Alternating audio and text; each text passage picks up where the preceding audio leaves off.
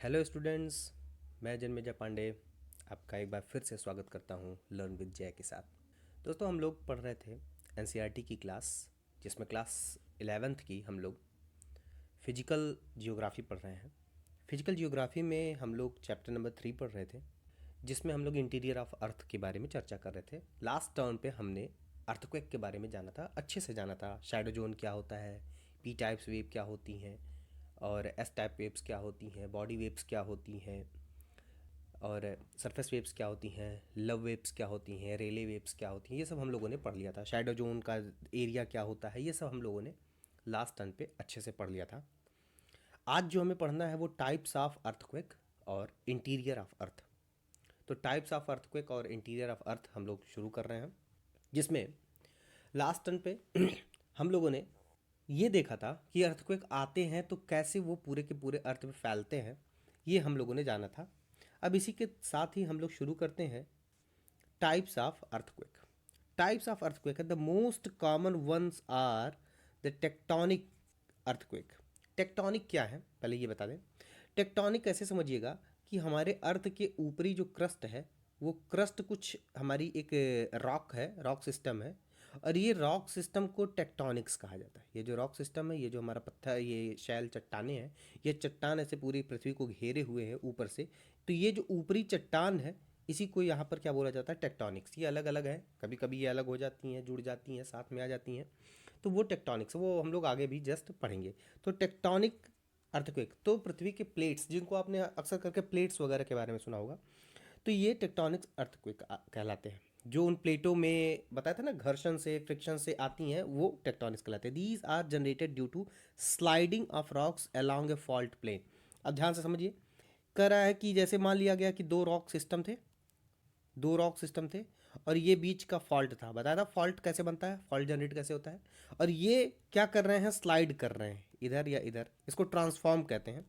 इस प्रोसेस को हम लोग आगे पढ़ेंगे, बहरहाल के लिए भी छोड़ दीजिए। बस मैं इतना बताना चाह रहा हूँ कि जो प्लेट्स हैं, हमारी जो चट्टाने हैं, वो किसी फॉल्ट के अक्रॉस, फॉल्ट के साथ साथ जब वो मूव करें, चाहे इधर करें चाहे इधर करें, तो ये जो मूवमेंट होता है, इससे हमारा क्या निकलता है, इससे हमारा क्या आता है, टेक्टोनिक अर्थक्वेक्स आते हैं। इनको हम लोग क्या बोलते हैं, टेक्टोनिक्स अर्थक्वेक्स बोला जाता है, generated due to along a fault plane. A special class of tectonic earthquake is sometimes recognized as volcanic earthquake. अब volcanic earthquake क्या होते हैं, however these are confined to areas of active volcano. volcano क्या होते हैं, इसके बारे में छोटी सी चर्चा मैं कर दे रहा हूँ, ध्यान से आराम से देखिए। अभी मैंने बताया जस्ट थोड़ी देर पहले कि जो हमारी पृथ्वी है, वो उसके ऊपरी हिस्से जो हैं वो चट्टानों से बने हुए हैं। किससे बने हुए हैं, चट्टानों से बने हुए हैं। तो सपोज करिए कि कोई दो चट्टानें हैं, एक चट्टान ये है और एक चट्टान ये मान लीजिए, ऐसे इसको एक चट्टान ये मान लीजिए। इमेजिन करिए कि दो तरह की चट्टानें हैं। बस मैं यहाँ कुछ लिख रहा हूँ, उसको ध्यान से देखिएगा। मैंने कहा ये कॉन्टिनेंट की चट्टानें हैं, मतलब पृथ्वी है, लैंड मास है, ये हमारा लैंड मास है, और ये हमारे ओशनिक चट्टानें हैं। ओशनिक का मतलब समुद्र की चट्टानें, समुद्र के अंदर जो पाई जाती हैं।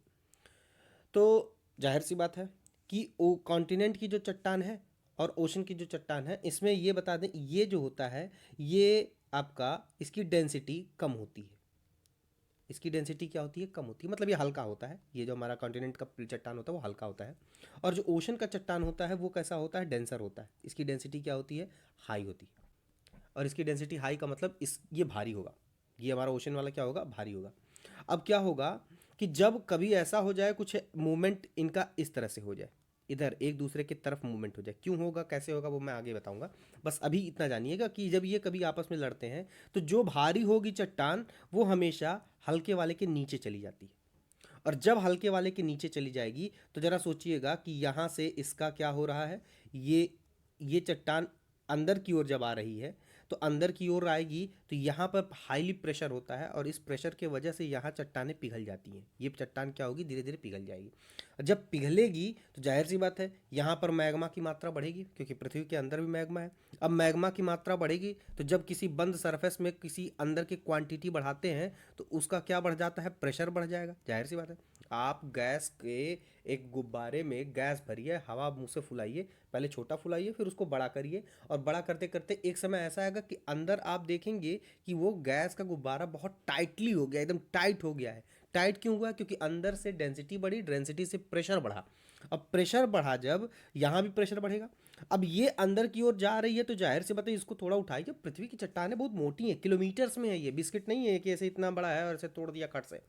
तो जाहिर सी बात है यहाँ प्रेशर बढ़ेगा तो ये यहीं पर ये चट्टाने में ये जो है पिघला लावा बाहर आने की कोशिश करेगा, और यहाँ वोल्केनो के निर्माण होंगे। तो ध्यान से देखिएगा, ये वोल्केनो का प्रिपरेशन है, हम लोग आगे इसको डिटेल में पढ़ेंगे। बस मैं यहाँ क्या बताना चाह रहा हूँ कि वोल्केनिक, अब जाहिर सी बात है अगर यहाँ प्लेट्स एक दूसरे से टकरा करके अंदर जा रही हैं तो जो हमारा उस प्लेट पर होगा हिस्सा, वो आपका लैंड मास वाला, वो कॉन्टिनेंट वाला हिस्सा, वहाँ पर क्या होगा? शेकिंग होगी। और ऐसे जो भूकंप आते हैं, इस परिस्थिति से जो भूकंप आते हैं, उन्हें हम लोग क्या बोलते हैं? वोल्केनिक अर्थक्वेक कहा जाता है। उन्हें वोल्केनिक अर्थक्वेक कहेंगे। These are confined to areas of active volcano. जाहिर सी बात है कि ये वोल्केनो के ही आसपास के क्षेत्र में ये रह जाएंगे, बहुत ज़्यादा दूर तक नहीं जाते हैं। और मैं एक चीज़ बता दूं, अर्थक्वेक आपके पृथ्वी पर हमेशा आते रहते हैं, हमेशा आते रहते हैं। इनको मापने का जो पैमाना होता है उसे रिक्टर स्केल कहते हैं, ठीक है। तो रिक्टर जो पैमाना है उसको हम लोग आगे देख लेंगे कि उसमें 10 खाने होते हैं और उसमें दो चीज़ें मापी जाती हैं, इनको हम आगे पढ़ेंगे। बट हम लोग अभी क्या पढ़ रहे हैं? Types of earthquake. तो पहले हम टॉपिक से हटे नहीं, टॉपिक को देखते चलें। तो पहला हमने क्या जाना? Tectonic earthquake. दूसरा क्या है? वोल्केनो। वोल्केनो की वजह से जो अर्थक्वेक आते हैं उनको बोला जाता है वोल्केनिक। अब आते हैं तीसरा। तीसरा, इन the areas of intense mining activity sometimes the roofs of the underground mines collapse causing mines tremor and are called collapse earthquake। अब collapse earthquake क्या होते हैं? जैसे मान लिया गया कि एक बड़ी इस चीज चट्टान थी, अब इसमें माइनिंग करते गए, माइनिंग करते गए तो खोदते गए, खोदते खूब डीप तक अंदर तक पहुंच गए।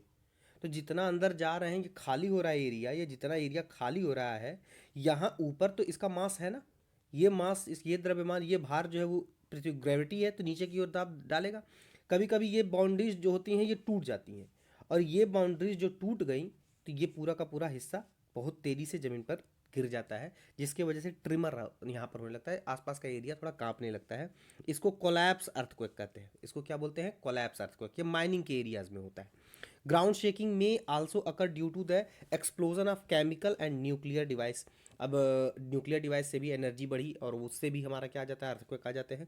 इनको एक्सप्लोजन अर्थक्वेक कहते हैं। तो अर्थक्वेक हमारे बेसिकली एनसीईआरटी के अकॉर्डिंग 4 तरह के अर्थक्वेक हुए। पहला अर्थक्वेक कौन सा था? टेक्टोनिक, टेक्टोनिक अर्थक्वेक था। दूसरा कौन सा था? वोल्केनिक था, ज्वालामुखी से होने वाले, ठीक है। तो ये टेक्टोनिक प्लेटों से होने वाले, ये वोल्केनो से होने वाले, ज्वालामुखी से होने वाले। तीसरे अर्थक्वेक का नाम है कोलैप्स। कोलैप्स कहाँ से हो रहे हैं अर्थक्वेक? ये हो रहा है माइनिंग एरिया से, ये हमारे माइनिंग एरिया से हो रहे हैं। और यहाँ पर हमारा चौथा है एक्सप्लोजन। तो एक्सप्लोजन जो हो रहा है वो हमारा जैसे न्यूक्लियर बॉम्ब वगैरह फट गया या फिर न्यूक्लियर रिएक्टर वगैरह में बहुत भयानक विस्फोट हो गया, तो वहाँ ट्रिमर जो होता है उसे एक्सप्लोजन कहते हैं। तो 4 तरह के ये अर्थक्वेक हम जान गए कि 4 तरह के अर्थक्वेक होते हैं। पांचवा अर्थक्वेक है the earthquake that occur in the areas of large reservoirs are referred as a reservoir induced. अब रिजर्वायर क्या होता है? डैम। कहीं मान लिया गया नदी के पानी, नदी बह रही थी, यहाँ इस पर डैम बना दिया गया, नदी के पानी को रोक लिया गया, अप्राकृतिक तरीके से, आपके कृत्रिम तरीके से, आर्टिफिशियल तरीके से रोक लिया गया डैम लगा करके। अब यहाँ बहुत एरिया में पानी इकट्ठा होता जा रहा है। अब ये पानी क्या करेगा? ये पानी क्या करेगा? जो हमारा लैंड मास है, जो हमारा लैंड मास है, यहाँ पर पानी खूब इकट्ठा कर दिया गया। तो जाहिर सी बात है ये लैंड मास नीचे की ओर जो ये, अब इस पानी का वजन ज़्यादा हो गया, पानी का वजन ज़्यादा होने से ये क्या होगा? यहाँ पर प्रेशर पड़ेगा बहुत ज़्यादा, और जब यहाँ की पृथ्वी पर प्रेशर पड़ेगा तो जाहिर सी बात है यहाँ भूकंप आने के चांसेस बढ़ जाते हैं, जिसे हम लोग क्या कहते हैं? Induced earthquake. तो 5 तरह के अर्थक्वेक हमने पढ़े। कौन कौन सा? Tectonic earthquake. टेक्टोनिक अर्थक्वेक में हमने जाना कि ये टेक्टोनिक प्लेट्स के ट्रिमर से या स्लाइडिंग से आते हैं, सरकने से आते हैं, एक दूसरे से लड़ने से भिड़ने से आते हैं। दूसरा हमने जाना वोल्केनिक, वोल्केनिक मतलब ज्वालामुखी विस्फोट से आते हैं। तीसरा हमने जाना कोलैप्स, कोलैप्स का मतलब यहाँ पर हो जाएगा कि जहाँ पर माइनिंग एरियाज में आते हैं। चौथा हमने जाना एक्सप्लोजिव, जो कि आपके न्यूक्लियर रिएक्टर वगैरह विस्फोट होने से आते हैं या न्यूक्लियर बॉम्ब वगैरह से आते हैं। और अगला हमने जाना इंड्यूस्ड अर्थक्वेक। इंड्यूस्ड अर्थक्वेक जो होता है वो हमारा प्रेरिक अर्थक्वेक। ये हमारा कौन सा भूकंप जो होते हैं? ये रिजर्वायर, मतलब जहाँ पे पानी रोका जाता है कृत्रिम तरीके से, डैम बना करके, वहाँ आने वाले भूकंप होते हैं, उनसे भी भूकंप आते हैं। तो 5 तरह के भूकंप आते हैं। मेजरिंग अर्थक्वेक, अर्थक्वेक को मेजर कैसे किया जाएगा? तो अर्थक्वेक को मेजर करने का एक तरीका है, earthquake events are scalar, sorry scaled either according to the magnitude और इंटेंसिटी। मैग्नीट्यूड और इंटेंसिटी, मैग्नीट्यूड और इंटेंसिटी का मतलब हो गया कि magnitude scale is known as Richter scale. Magnitude relates to the energy released during the earthquake, मतलब कि जब ट्रिमर आया, जब भूकंप आया, तो भूकंप में जो एनर्जी को दिखाएगा कि कितनी एनर्जी थी, वो हमारा मैग्नीट्यूड था। और जो आपका इंटेंसिटी है, इंटेंसिटी क्या बताएगा? Expressed is in numbers 1 0 to 10।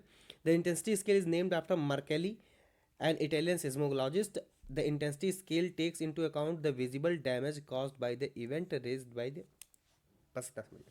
जब हम, जो वेव्स आ रही हैं, जो अर्थक्वेक की वेव्स आ रही हैं, इन वेव्स की एनर्जी के अकॉर्डिंग जो चीज़ चलेगी उसे हम लोग क्या कहेंगे, क्या बोलेंगे? अभी जस्ट मैंने बताया है क्या, हाँ, उसे मैग्नीट्यूड बेस्ड कहेंगे, परिमाण सूचक, मैग्नीट्यूड बेस्ड कहेंगे।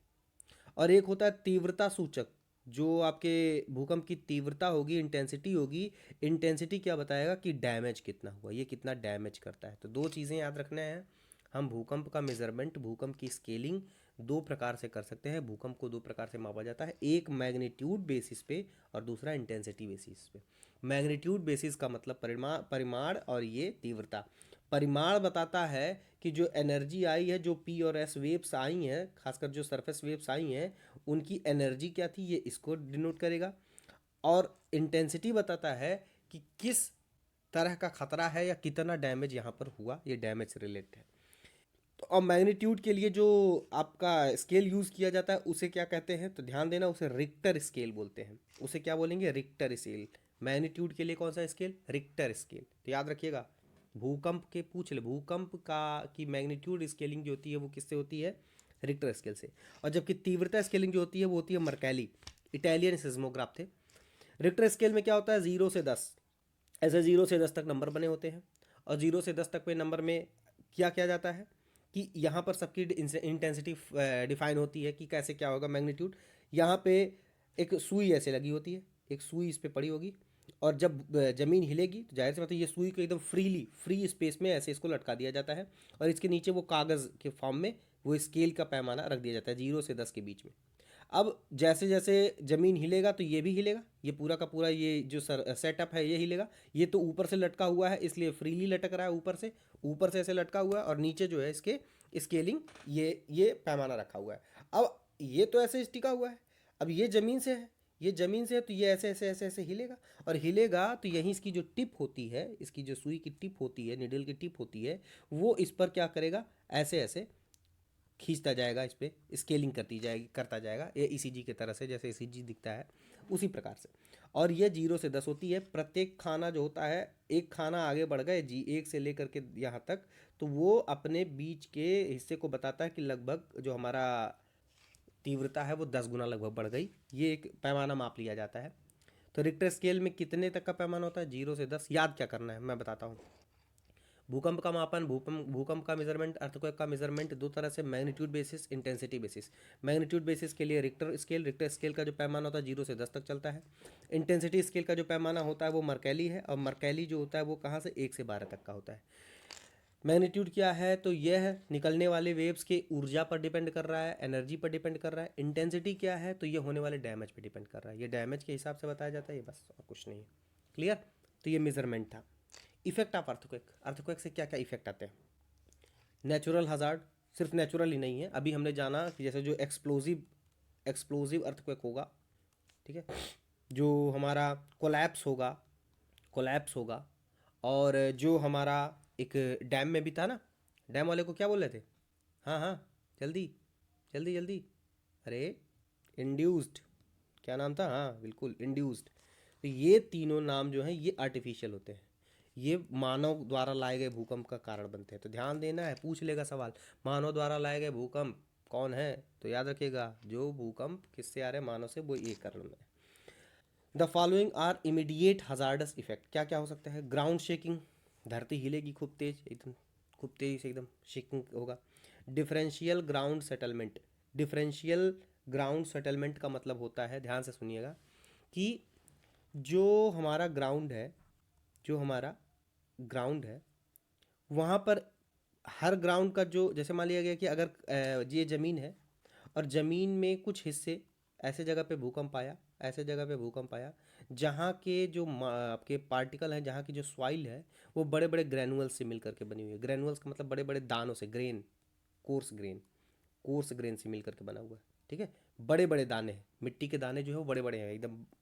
तो होगा क्या कि जब ग्राउंड शेक करेगा तो उनकी शिफ्टिंग हो जाएगी, एक तरफ बड़े चले जाएंगे, एक तरफ छोटे जाएंगे। मतलब जो हमारा ग्राउंड अभी एकदम सब मिल करके एकदम प्लेन था, वो शिफ्ट हो करके कुछ यहाँ पर ग्राउंड सेटलमेंट बना लेंगे। अगला क्या है, लैंड एंड मड स्लाइड। अगर लैंड कहीं पर है, मान लीजिए ये स्लोपी एरिया है, ये स्लोपी एरिया है और यहाँ पर लैंड है और मड है यहाँ पर, तो ये क्या होगा, जब शेक करेगा तो ये क्या हो जाएगा, स्लाइडिंग में आ जाएंगे, स्लाइडिंग पोजीशन में आ जाएंगे स्लोपी एरिया से। ये बताता है। Soil liquefaction. सॉइल लिक्विफैक्शन क्या होता है, इसको ध्यान से समझते हैं। लेकिन पहले हम ये जान लें कि ग्राउंड शेकिंग और डिफरेंशियल ग्राउंड सेटलमेंट और लैंड जो आपका मड है, ये समझ में आया है कि नहीं, क्लियर है सभी लोग। चलिए अब आगे बढ़ते हैं। अगला क्या है हमारा, सॉइल लिक्विफैक्शन। सॉइल लिक्विफैक्शन जो होता है, वन सेकेंड प्लीज। चलिए, सॉइल लिक्विफैक्शन जो होता है वो क्या है। सॉइल लिक्विफैक्शन में ये होता है कि मान लिया गया कि कहीं पर एक ऐसी सॉइल है, ध्यान से सुनिएगा, जिसमें जो कि एक सेकंड मैं बताता समझाता हूँ। हाँ हाँ हाँ हाँ, अरे बस रुक जाइए। ये मान लीजिए आपका अर्थ है, ये अर्थ का एक हिस्सा है, पृथ्वी का हिस्सा है। यहाँ पर भूकंप आया, यहाँ पर मान लीजिए वोल्केनो वोल्केनो फटा खूब तेज़ी से। वोल्केनो फटते ही लाल लाल लेते हैं, ये वोल्केनो फटा, जिसकी वजह से ये ट्रिमर कर गया। ये हमारा जो पृथ्वी का हिस्सा था, मान लीजिए यहाँ से वोल्केनो फटता है और वोल्केनो फटने से क्या हुआ, ये ट्रिमर कर गया, पूरा का पूरा हिलने लगा।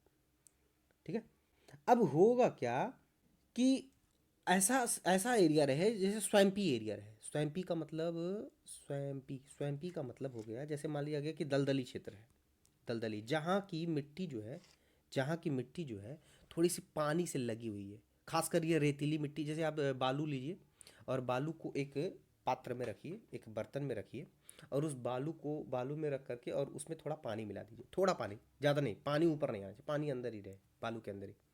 और आप उस टब को, आप उस जो बर्तन है उसको बहुत तेज़ी से ऐसे ऐसे शेक करिए। तो शेक करेंगे तो थोड़ी देर के बाद जब पानी उसमें पूरी तरह से मिल जाएगा तो वो बालू भी इस तरह का ऐसे शेक करने लगेगा। मतलब आपको ऐसे फील होने लगेगा कि बालू में भी क्या हो रही है, ये कुछ ऐसे ऐसे सिचुएशन हो रही है, मतलब वहाँ भी शेकिंग हो रही है। बालू है तो सॉलिड ही, लेकिन फिर भी वो थोड़ा लिक्विड की तरह से बिहेव करने लग रहा है। तो ऐसे एरियाज में क्या होता है कि जब बहुत स्ट्रांग अर्थक्वेक आते हैं तो जो हमारी सॉइल है वो लिक्विफाई की तरह से ट्रीट होने लगती है। ये सैचुरेटेड सॉइल होती है, सैचुरेटेड आपका क्या कहते हैं, मॉइस्ट सैचुरेटेड होती हैं, जिसमें पानी थोड़ा बहुत मिला हो, दलदली स्वैम्पी एरिया, तो वहाँ पर बहुत तेज़ी से ये लिक्विफैक्शन वाला चीज़ होने लगता है और बनी जो कंस्ट्रक्शन वगैरह होती हैं वो क्या हो जाता है, गिर जाती हैं, लॉस ऑफ फ्रिक्शन हो जाता है। ठीक है, ग्राउंड इनस्टेबल हो जाती है इन सब चीज़ों से। इंफ्रास्ट्रक्चर डैमेज, उस एरिया में जो भी आपके रोड्स हैं, पाइपलाइंस वगैरह हैं, वो फटने का डर हो जाता है। इस वजह से ये मैं बता रहा हूँ कि सॉइल लिक्विफैक्शन भी बहुत ज़रूरी चीज़ है, कि यहाँ से, इससे आपके भूकंप से ये भी चीज़ें प्रभाव देखने को मिलता है। तो लैंड एंड मड स्लाइड्स आया समझ में, डिफरेंशियल ग्राउंड ग्राउंड सेटलमेंट आया। अगला है ग्राउंड लर्चिंग। अगला क्या लिखा हुआ है, ग्राउंड लर्चिंग। अब लर्चिंग क्या होता है, जरा इसको ध्यान से समझते हैं कि ग्राउंड लर्चिंग है क्या। ग्राउंड लर्चिंग का मतलब हो जाता है, ग्राउंड लर्चिंग, ग्राउंड लर्चिंग का मतलब होता है कि बहुत तेजी से अचानक अर्थक्वेक आया और बहुत तेजी से अर्थ का ये इसका शेप ही क्या हो गया, बदल गया, इसका शेप ही क्या हो गया, बदल गया। तो सडन और अनइवन मूवमेंट हो जाता है इस ग्राउंड का, सडन और अनइवन मूवमेंट। सडन का मतलब अचानक और अनइवन का मतलब हो जाता है जहाँ पे भिन्नता आ जाए, जैसे ऐसे था मान लीजिए और ऐसे अचानक ऊबड़ खाबड़ हो जाए ज़मीन। तो ऐसी, और ये कब होगा, जहाँ जिस सॉइल में एक दूसरे के प्रति जो कंपैक्टिबिलिटी है, जो कंपैक्टनेस है, वो कंपैक्टनेस जहाँ पे ढीला होगा वहाँ पर ये चीज़ें होंगी। लूज सॉइल में ये चीज़ें ज़्यादा होती हैं, लर्चिंग की कंडीशन। तो ग्राउंड लर्चिंग भी अर्थक्वेक से हो सकता है। एवलांशे, एवलांशे का मतलब हो जाता है कि जहाँ पर बड़े बड़े जो पहाड़ होते हैं और इन पहाड़ों पर जो बर्फ़ से ढके हुए होते हैं, ये जब सरकने लगते हैं तो बहुत तेज़ी से तूफान का रूप ले लेते हैं, बहुत तेज़ी से, पूरा धीरे धीरे धीरे धीरे करके, मतलब पहले इतना छोटा सा ही वो स्लाइड करेगा और स्लाइड करते करते अपने साथ बहुत ज़्यादा मात्रा में, बहुत ज़्यादा हैवी अमाउंट में आपके क्या कहते हैं स्नोज वगैरह लेकर के चलने लगते हैं। इसको एवलांचे बोला जाता है। ठीक है, ग्राउंड डिस्प्लेसमेंट हो जाता है, ग्राउंड इधर से उधर हो सकता है। Flood from dam and levee failure. Levee का मतलब होता है बांध, जो आपके होते हैं, जो आपके नदियों के पानी को बाहर बहने से रोकने के लिए बनाए जाते हैं। तो जाहिर सी बात है अर्थक्वेक से इसमें क्रैक आ गया पानी से भर करके, और इस पार इसको प्रेशर डाल करके तोड़ सकता है डैम और लेवी को। फायर, आग भी लग सकती है, शॉर्ट सर्किट वगैरह हो जाते हैं, बिल्डिंग गिर गई उसके नीचे शॉर्ट सर्किट हो गया, गैस सिलेंडर वगैरह दब गए, गैस पाइप्स वगैरह जो है आपके अंडरग्राउंड वो फट गई, उनसे हो जाते हैं। स्ट्रक्चरल कोलैप्स हो जाते हैं, बिल्डिंग वगैरह गिर जाती हैं। फॉलिंग ऑब्जेक्ट्स, मान लिया गया कि कहीं पर ऊंचे पर टावर्स वगैरह है, टावर वगैरह गिर जाए तो उससे भी नुकसान होने लगते हैं। सुनामी आ जाता है, अगर ये हमारा अर्थ का आपके भूकंप का सेंटर जो हाइपो सेंटर था वो ओशन के नीचे है, तो ये जो वेव्स निकलती हैं सरफेस वेव्स, वो पानी में फैल जाती हैं और पानी को भी तरंगित कर देती हैं, ये वेव पैटर्न पे आ जाती हैं और बहुत तेज़ी से ये आपके किनारों कोस्ट वगैरह की तरफ जाते हैं, जहाँ सुनामी का रूप ले लेते हैं, लहरें ऊंची ऊंची आ जाती हैं, तो ये हो जाते हैं।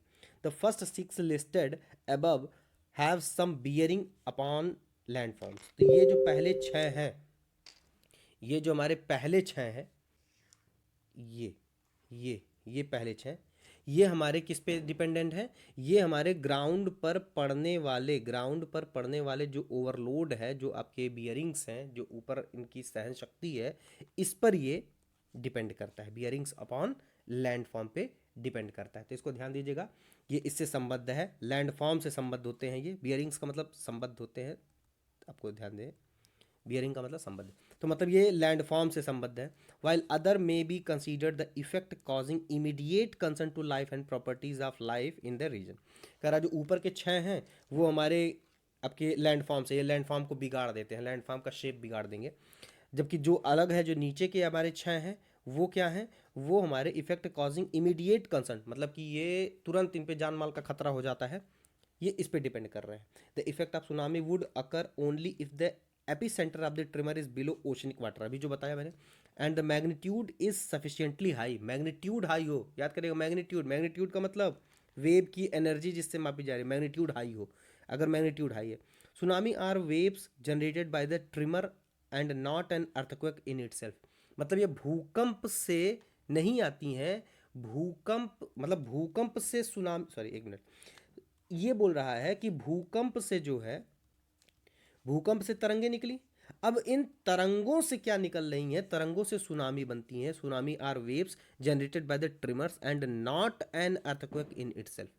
ठीक है, मतलब सुनामी अर्थक्वेक नहीं होती है, सुनामी जो है वो तरंगों से, किसी भी प्रकार की ऊर्जा की तरंगे, खासकर जैसे भूकंप से तरंगे हैं, उनसे सुनामी बनती है। सुनामी खुद एक भूकंप नहीं है, बस ये बता रहा है।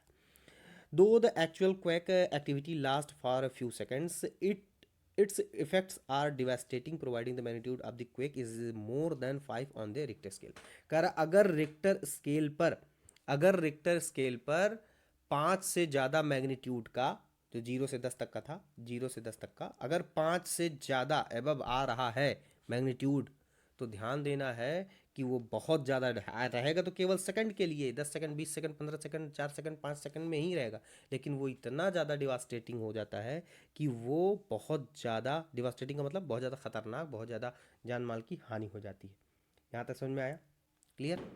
आगे बढ़ते हैं। ये कुछ चीज़ें बताई गई हैं जब भूकंप सुनामी आई थी तब की है, और दिख रहा है यहाँ पे 10,000 के आसपास मौत हुई थी। ठीक, सबसे ज़्यादा जो मौत हुई थी वो कहाँ हुई थी? श्रीलंका में हुई थी, लगभग 4500 प्लस। इंडोनेशिया में लगभग 2200 के आसपास मृत्यु हुई थी। वो आपकी सुनामी एकदम आपदाएं थी। एपिसेंटर जो था वो सुमात्रा के आसपास में था। और देखिएगा ऐसे फैलती हैं, ये ट्रिमर ऐसे फैलती जा रही है, फैलती जा रही है। अब इस रीजन में जो जो भी एरिया आएंगे, कोस्टल एरियाज आएंगे, वो सब के सब क्या हो जाएंगे? प्रभावित हो जाएंगे। मतलब ये हिस्सा हमारा भारत का, ये हिस्सा प्रभावित हुआ था।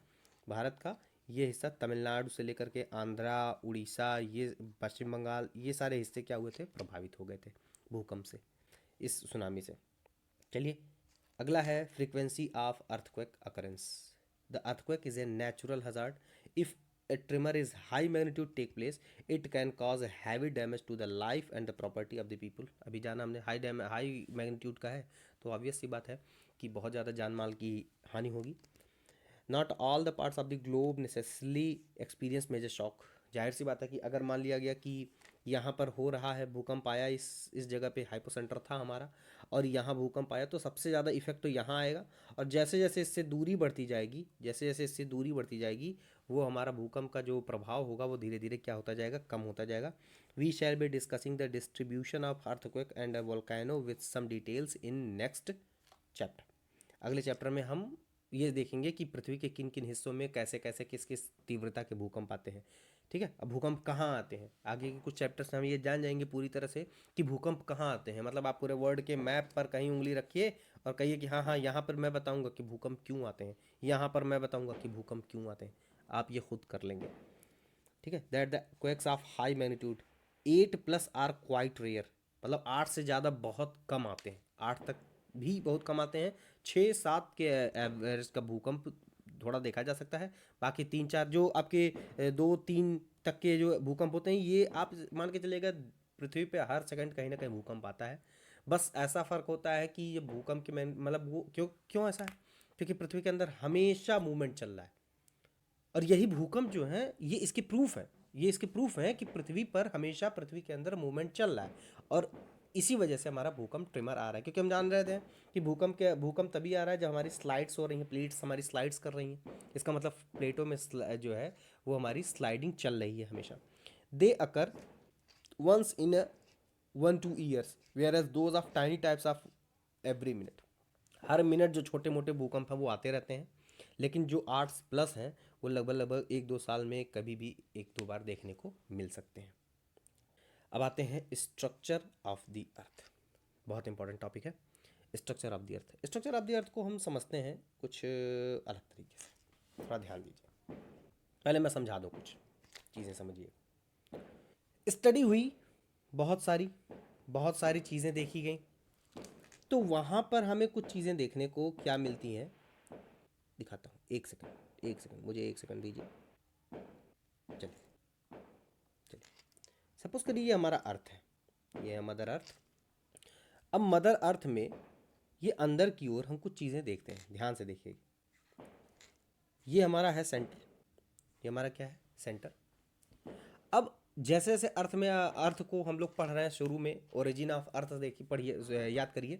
ओरिजिन ऑफ अर्थ में मैंने क्या बताया था, ओरिजिन ऑफ अर्थ में ये बताया था कि जैसे जैसे हम लोग सेंटर की ओर रह रहे हैं, यहाँ पे डेंसर चीज़ें आ रही हैं. डेंसर याद करिए, डेंसर डिस्ट्रीब्यूशन. जब मैंने प्लानेटेसिमल पढ़ाया था, ग्रहाणु सिद्धांत, तो बताया था हाई डेंसिटी की चीज़ें अंदर, और जैसे जैसे हम बाहर की ओर जाएंगे इस आउटर तरफ की जो डेंसिटी होगी, घनत्व होगा, वो क्या होता जाएगा, कम होता जाएगा. इसका मतलब मैं कह सकता हूँ कि जब हम पृथ्वी से के केंद्र से सरफेस की ओर जा रहे हैं तो डेंसिटी क्या हो रही है, डेंसिटी घट रही है. जब सरफेस से अंदर की ओर आ रहे हैं तो डेंसिटी बढ़ रही है. मतलब मैं कह सकता हूँ कि डेंसिटी डिसकंटिन्यू है. समझ में आ रहा है, डिसकंटिन्यू, असतत है, लगातार बदल रही है, एक समान नहीं है, कह सकता हूँ. इसका मतलब मैं यहाँ पर एक छोटी सी चीज़ लिख रहा हूँ कि जैसे जैसे हम लोग सरफेस टू सेंटर जा रहे हैं, अर्थ में सरफेस टू सेंटर जा रहे हैं, तो डेंसिटी क्या हो रही है, डेंसिटी क्या हो रही है, डिसकंटिन्यू हो रही है. कह रहा हूँ डिसकंटिन्यू, मतलब कि ये क्या कर रही है, घट रही है. डिसकंटिन्यूटी का मतलब होता है कि लगातार बदलना, चेंजेस होना. इतना समझ में आ गया. चलिए आगे बढ़ते हैं. फर्दर स्टडीज़ हुई, अर्थक्वेक की स्टडी हुई, जो वेव्स चल रही थी, पी वेव्स, एस वेव्स, सबकी स्टडी हुई, तो कुछ चीज़ें पता चली. पता ये चला कि जो हमारी पृथ्वी है, ये हमारी पृथ्वी बाहर से अंदर तक, ये बाहर से अंदर तक कई लेयर्स में बटी हुई है. पहला लेयर जो होता है, ये पहला लेयर इसको बोला गया क्रस्ट. क्रस्ट जिसे भूपर्पटी कहा जाता है हिंदी में, भूपर्पटी. भूपर्पटी जो हिस्सा होता है ये पृथ्वी का सबसे ऊपरी हिस्सा है, जो कि कैसे बना है, तो ब्रिटल चीज़ों से बना है. ब्रिटल का मतलब क्या होता है, ब्रिटल ब्रिटल मतलब क्षणभंगुर, ये क्षणभंगुर है, मतलब आप कुदाल लेकर के आप पृथ्वी के ऊपरी हिस्से पर मारेंगे लेकर के कुदाल, तो ये धंस जाएगा। इसका मतलब कि ये जाहिर सी बात है थोड़ा ब्रिटल है, नाजुक है थोड़ा। तो ये जो सॉफ्ट जो हमारे रॉक्स हैं, ये इनसे मिल करके बना है, ये क्रस्ट है। तो सबसे पहला लेयर कौन सा मिला हमें? क्रस्ट मिला। तो सबसे पहला लेयर हमारा क्या हो गया? क्रस्ट हो गया। क्रस्ट के बाद जो चीज़ें मिली उनको बोला गया मेंटल। उनको क्या बोला गया? मेंटल। ये हमारा क्या था? क्रस्ट था। और ये हमारा क्या है? मेंटल। इसका नाम नाम याद रखिए, मेंटल। इसको हिंदी में भी मेंटल ही कहा जाता है, मेंटल ही कहा जाता है। इसको हिंदी में क्या कहते हैं? भूपर्पटी। अभी बताया, भूपर्पटी कहा जाता है। ये मेंटल, ये भूपर्पटी हो गया। ये आते हैं, ये रहा कोर। ये हमारा क्या रहा? कोर। और याद करिए, पी वेव्स और एस वेव्स मैंने बताया था कि जो कोर है उसका ऊपरी हिस्सा जो है वो हमारा कैसा है? लिक्विड है। वो हमारा कैसा है? लिक्विड है। और जो अंदरूनी हिस्सा था, डेंसिटी में डबल डिफ्लेक्शन देखने को मिल रहा था, ये बताता है कि हमारा जो अंदरूनी हिस्सा है वो सॉलिड है। मतलब हमारा कोर भी दो भागों में बटा, एक बटा आउटर कोर, बाह्य कोर, और एक बट गया हमारा इसमें इंटीरियर, अंतः कोर। यहाँ तक समझ में आ गया? ये क्लियर है? मतलब मैं कह सकता हूँ कि हमारी जो पृथ्वी है वो पृथ्वी अपने अंदर कई चीज़ों को, कई लेयर को समेटे हुए है। सबसे पहले वाले लेयर का क्या नाम था? सबसे पहले वाले लेयर को क्या बोलेंगे हम लोग? यहाँ जो लेयर पाई जाएगी उसको क्या बोलेंगे? उसको बोलेंगे क्रस्ट। क्या बोलेंगे? क्रस्ट। और इस लेयर के बाद जो दूसरा लेयर पाया गया, दूसरा लेयर पाया गया, ये इस लेयर को, इसको क्या बोलेंगे? इसको बोलेंगे मेंटल। क्या बोलेंगे? मेंटल। मेंटल बोला जाएगा। और जो जो हमारा तीसरा लेयर पाया गया, जो इसके बाद के हिस्से में पाया गया, इसके बाद का जो हिस्सा पाया गया, ये हमारा क्या कहलाया? Outer core. क्या कहलाया? Outer core. और और जो पृथ्वी का सबसे अंदरूनी हिस्सा था, जो पृथ्वी का सबसे अंदरूनी हिस्सा रहा, ये हिस्सा, ये हमारा क्या कहलाया? Inner core. तो पृथ्वी की जो लेयरिंग है वो कैसे हुई है? वो इस तरह से हुई है। मतलब अगर हम इसको ऐसे काट लें, केक जैसे, जैसे केक काटते हैं, तो जो केक निकलेगा वो हमारा कैसा निकलेगा? वो केक हम बना लेते हैं। ध्यान से देखिए, केक बनाने जा रहा हूँ। आइए मिलकर काटते हैं केक। ये रहा केक। ये रहा हमारा केक। केक तैयार है। अब इसको खाने की देर है, काटते हैं इसको। मतलब हम अगर बांटें तो ये जो हिस्सा रहा, इसको हमने क्या कहा है? क्रस्ट बोला है। इस हिस्से को क्या बोला है? क्रस्ट बोला है। और फिर ये जो हमारा हिस्सा रहा, ये जो हमारा हिस्सा रहा, इसको क्या बोला है? मेंटल बोला है। इसको क्या बोला है? मेंटल बोला है।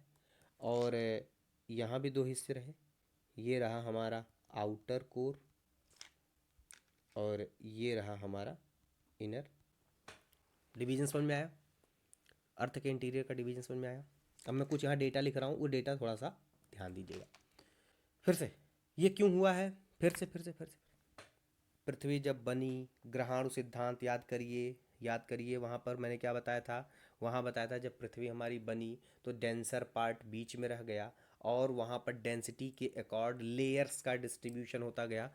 फर्दर जब बनाया हमने चंद्रमा, चंद्रमा के पहले जो इम्पैक्ट हुआ, जो बहुत भयानक कोलिजन हुआ, वो और अच्छे से फाइन डिस्ट्रीब्यूशन कर दिया। ये सारी चीज़ें हम लोग पीछे पढ़ चुके हैं, आप इसके लिए क्लास 1 2 देख सकते हैं बड़े आराम से। अब आते हैं यहाँ पे, देखते हैं, ध्यान से सुनते जाइएगा। बहुत इंपॉर्टेंट चीज़ बता रहा हूँ, सीधे डायरेक्ट पेपर में पूछे जाने वाले सवाल जो आते हैं। चौड़ाई की बात कर लेता हूँ, कौन कितना चौड़ा है। तो याद रखिएगा, ज़ीरो, मैं इसको इधर से ज़ीरो लेकर के चल रहा हूँ। और पृथ्वी का जो हमने देखा था पीछे, आपके N C R T based जो है वो 63637 भी होता है, कहीं कहीं पर 6400, सीधे 64 ये आपका 6400 किलोमीटर ले लिया जाता है। पृथ्वी की जो रेडियस है, त्रिज्या है, वो चेंज होती रहती है। और हम ये भी जानते हैं, हाँ ये भी पता है आपको, दिख ही रहा है यहाँ से चीज़ें, कि जो रेडियस होगा वो हमारा, ये वाला रेडियस सबसे बड़ा होगा, ये वाला रेडियस कम होगा। मतलब पृथ्वी पर हम लोग इधर से इधर बढ़ रहे हैं, इक्वेटर टू पोल जा रहे हैं, तो रेडियस हमारा कम होता जा रहा है। तो एक एवरेज वैल्यू ले ली गई है। एवरेज वैल्यू कितनी है? वो दिख रहा है आपको, 6370 की एवरेज वैल्यू है पृथ्वी का रेडियस। यहाँ तक समझ में आया? चीज़ें क्लियर हैं? अब आते हैं आगे की ओर। ये ज़ीरो है, जो हमारा पहला डिस्ट्रीब्यूशन है, जो हमारा पहला डिस्ट्रीब्यूशन है वो है 0 to 34 किलोमीटर। 0 to 34, ये 34 है, 3 है, 34 किलोमीटर, ये 34 किलोमीटर तक की दूरी है। और जो हमारा मेंटल है, ये पूरे मेंटल की जो चौड़ाई है, तो अगर मैं पूछूं, ऐसे पूछता हूँ, ऐसे हम्म, अगर ये पूछा जाए कि जो क्रस्ट की चौड़ाई है वो मोटाई है वो कितनी है, तो लगभग 34 किलोमीटर। अब ऐसा जरूरी नहीं है कि ये फिक्स रेट है कि मतलब आप पूरे पृथ्वी पर लेकर के अब फावड़ा खोद रहे हैं और जेसीबी लगा करके और लगा करके मीटर उसमें स्केल नाप रहे हैं, ऐसा नहीं। मतलब आपको ये एवरेज वैल्यू ली गई है। कहीं जहाँ पर पहाड़ होंगे, सोचिएगा जहाँ पर पहाड़ होंगे वहाँ ये हिस्सा और ऊंचा हो जाएगा, ये लगभग लगभग वहाँ 70 किलोमीटर तक मिलने लगेंगे आपको। तो इससे मतलब नहीं, मैं एक एवरेज वैल्यू ले रहा हूँ कि क्रस्ट की जो हमारी मोटाई है समुद्र लेवल से, वो हमारी 34 किलोमीटर के आसपास है। इसके बाद आते हैं हमारे पास मेंटल आता है। मेंटल की जो चौड़ाई है, ये ये मेंटल की जो चौड़ाई है वो 34 से लेकर के ये 2900 किलोमीटर तक आती है। 2900 किलोमीटर। ये 2900 किलोमीटर कहाँ से? ये यहाँ से, ये पूरा पूरा मैं ले रहा हूँ, ये पूरा 2900 किलोमीटर आ जाता है। मतलब मैं ये कहूँ कि ये हिस्सा 34 34 किलोमीटर पर पड़ेगा, 34 किलोमीटर पर पड़ेगा। और ऐसे लिखता हूँ, ये हिस्सा जो है वो हमारा 2900 किलोमीटर पर पड़ेगा। और फिर यहाँ आते हैं, यहाँ पूरा कोर ले लेते हैं, ये हमारा कितने पर पड़ रहा है? 6367। मतलब अगर मैं इसको बांटना भी चाहूँ तो लगभग लगभग 5100 किलोमीटर के आसपास ये पड़ेगा। ये इतनी दूरी पड़ती है। मतलब मैं अगर इंटीरियर ऑफ अर्थ को डिवाइड करूं तो ये हमें इतनी चीज़ें देखने को मिलती हैं। ये आपको याद करना चाहिए, ये पूरी की पूरी चीज़ें दिमाग में बैठाइएगा। 34 किलोमीटर पे क्रस्ट है, मेंटल है। क्लियर? समझ में आया होगा यहाँ तक, मेरे ख्याल से समझ में आया। चलिए अब आगे बढ़ता हूँ, मैं कुछ चीज़ें मैं डिस्कस करता हूँ, ध्यान से सुनिएगा। ये जो हमारा क्रस्ट है, ये जो हमारा क्रस्ट है, क्रस्ट क्रस्ट क्रस्ट, ध्यान से देखिए। मैं जा रहा हूँ क्रस्ट से कहाँ? कोर की ओर। क्रस्ट से कोर की ओर जाने पर, सरफेस से कोर की ओर जाने पर डेंसिटी क्या होगी? डेंसिटी बढ़ेगी, घनत्व तो बढ़ेगा। जब ऊपर से नीचे की ओर आ रहे हैं तो घनत्व तो बढ़ता जा रहा है। अच्छा, घनत्व तो बढ़ता जा रहा है तो इसका मतलब क्या होगा कि ऐसा तो नहीं है कि यहाँ से यहाँ गए, यहाँ से यहाँ आ रहे हैं तो घनत्व तो चेंज होता जाएगा। और ऐसा भी नहीं है कि डिवीजन हुआ था तो बीच में ऐसे पॉलीथीन शीट लगा करके बांट दिया गया था कि भैया यहाँ पर पॉलीथीन शीट लगी हुई है, यहाँ पर पॉलीथीन शीट लगी हुई है, मेंटल पूरी तरह से आउटर कोर से एकदम अलग हो गया, क्रस्ट एकदम से मेंटल से अलग हो गया। मतलब ये मिक्सचर, ये जोन जो होगा ये ऐसे एक पतली सी बारीक लाइन नहीं होगी, ये एक बढ़िया मोटा अच्छा खासा जोन होगा जहाँ पे हमें फेज चेंज, ट्रांजिशन, संक्रमण दिखेगा। किसका संक्रमण? मतलब ये हिस्से में थोड़ा बहुत क्रस्ट की भी सुविधाएं होंगी और थोड़ी बहुत किसकी सुविधाएं होंगी? मेंटल की भी सुविधाएं होंगी। यहाँ तक समझ में आ रहा है? मतलब क्रस्ट की भी सुविधा और किसकी सुविधा? मेंटल की भी सुविधा इसमें मौजूद होगी। ये समझ में आ रहा है सबको? मतलब मैं अगर यहाँ क्रस्ट में बताऊँ कि क्रस्ट की जो प्रॉपर्टी होगी वो नीचे आ रहा हूँ, तो जैसे जैसे यहाँ आऊँगा तो जब ये मेंटल के आसपास इलाके में पहुँचेगा, इस वाले हिस्से में पहुँचेगा, तो इस रीजन में इसके अंदर क्रस्ट और मेंटल दोनों की प्रॉपर्टीज पाई जाएंगी। क्लियर? अब आते हैं, इसी को थोड़ा सा दिमाग में बैठाते हैं। मैं इसको क्या करता हूँ, फर्दर इसका डिवीजन करता हूँ। जो क्रस्ट है इसको दो भाग में बांट दिया जा रहा है। कितने भागों में? दो भाग में। थोड़ा सा मैं इसके ऊपरी हिस्से को और ऊपर करूँगा, ध्यान दीजिएगा, माफ़ कीजिएगा, क्षमा कीजिएगा, बिल्कुल क्षमा कीजिएगा। और इसको भी, चलिए, ये है हमारा क्या? क्रस्ट। यहाँ लिख देता हूँ इसका नाम है CRUST, क्रस्ट। ध्यान से देखिए, ध्यान से देखिए, ध्यान से देखिए, अरे अरे अरे, ध्यान से। अब ध्यान से देखेंगे तो क्रस्ट क्रस्ट में भी मैं दो पार्ट कर देता हूँ। क्रस्ट का मैंने क्या किया? दो पार्ट कर दिया। ये मेंटल को भी हमने दो भागों में बांट दिया, दो भाग में बांट दिया। कोर को भी, आउटर कोर भी दो भाग में बांट दिया। ठीक है, आउटर कोर और इनर कोर। या एक काम करिए, इसको छोड़ देते हैं, ये दोनों बांटते हैं। ध्यान से देखिए, मैंने इसको बोला अपर क्रस्ट, नाम वही है अपर क्रस्ट। और जैसे जैसे नीचे जा रहा है तो इधर मैंने क्या बताया? इधर का नाम रख दिया मैंने लोअर क्रस्ट, लोअर क्रस्ट। ऐसे मेंटल में भी इसका नाम रख दिया अपर मेंटल और इसका नाम रख दिया लोअर मेंटल। ठीक है, और यहाँ तो है ही आउटर कोर इनर कोर, दो चीज़ें रख दी, अपर लोअर। यहाँ तो समझ में आया? क्रस्ट को भी हमने बांट दिया। क्लियर? मतलब हमने लेयरिंग कर दी है, पृथ्वी की और अच्छे से लेयरिंग कर दी है। अब मैं अगर कहूँ, अब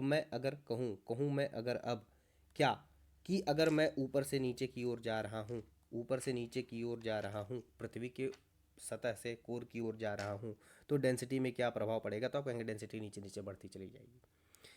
क्या ये डेंसिटी लगातार बढ़ेगी, अचानक बढ़ेगी, एक एक साथ बढ़ जाएगी? नहीं नहीं, धीरे धीरे डिसकंटिन्यूटी आती जाएगी, डिसकंटिन्यूटी आती जाएगी। और मैंने क्या बताया कि एक ऐसा जोन तो आएगा, एक ऐसा जोन तो आएगा जहां पर ऊपर की प्रॉपर्टी और नीचे की प्रॉपर्टी बीच में इंटरमिक्स होने लगेगी।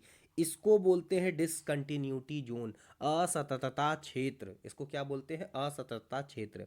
और इसके नामकरण दे दिए जाते हैं, इसके नामकरण पेपर में खूब पूछते हैं, खूब पूछा जाता है। अब इसका नामकरण क्या है ये मैं बताता हूँ। ये साइंटिस्ट के नाम पर दे दिया गया, सॉरी जियोलॉजिस्ट के नाम पर दे दिया गया, जिन्होंने खोजा था उनके नाम पर ये चीज़ें दी गई। आपको मैं कुछ चीज़ें सिखा रहा हूँ, उसको याद रखिएगा। इधर का नाम रखिए, सॉरी इधर का नाम रखिए आप, क्या क्या क्या रखेंगे नाम? यहाँ को सी बोलिए, इसको बोलेंगे एम, इसको बोलेंगे आर, ठीक है, इसको बोलेंगे जी, और इसको बोलेंगे एल।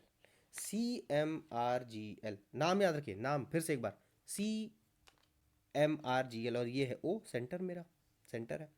तो CMRGL ये क्या है बता रहा हूँ, ध्यान सुनिएगा।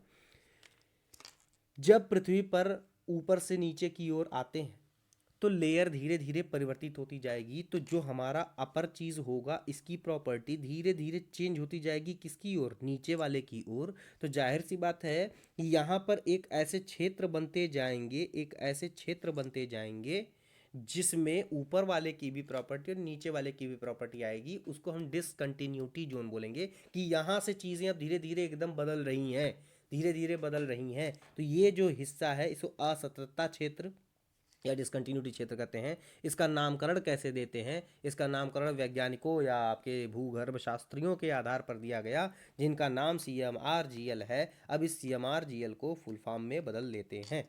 इतना समझ में आया कि नहीं आया? चलिए बदलते हैं। सी, सी कहते हैं किसको? सी है कोनराड, नाम याद रखिए, कोनराड डिसकंटिन्यूटी।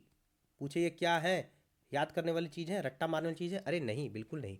इसका मतलब है, सी का मतलब है कि ये डिसकंटिन्यूटी दिखाता है कि जो हमारे अपर क्रस्ट और लोअर क्रस्ट के बीच का हिस्सा है, जो दिखा रहा है कि वहाँ से अपर क्रस्ट अलग और लोअर क्रस्ट अलग हो रहे हैं। यहाँ से ऊपर इसके अपर क्रस्ट है और नीचे एक, मतलब ये एक इमेजिनरी लाइन है, ऐसा नहीं है कि किसी ने जा करके वहाँ पूरा एकदम बढ़िया से प्लास्टर मार करके और रखा हुआ है ना।